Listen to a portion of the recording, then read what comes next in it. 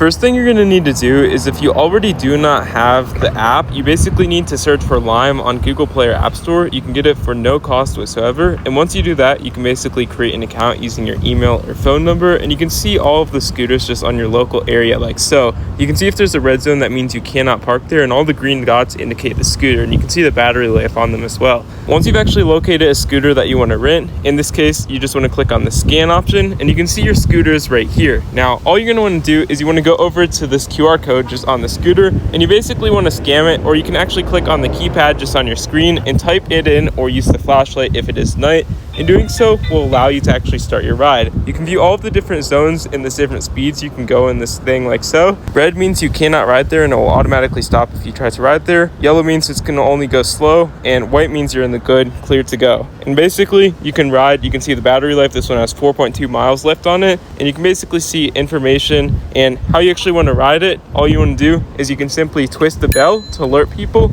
Use the brake right here, just squeeze the brake if you want to stop, or you can push down on this to go.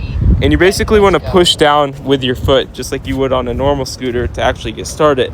But all we're going to need to do once you're done riding it is you can actually just pause it right here, or click on the end ride at the bottom of the screen. In this case, it does cost 39 cents per minute to pause after 15 minutes. And you can click on pause, or you can end the ride. It costs $1 to start and 39 cents per minute after that. And you can basically click on keep riding or proceed to end ride when you're done. In doing so, it'll give you a summary and a receipt of your ride. You can rate it if there was an issue or not. In doing so, click on X and you're good to go. That's all you need to do to rent or use one of these Lime scooters. If you found this helpful, please consider liking and subscribing.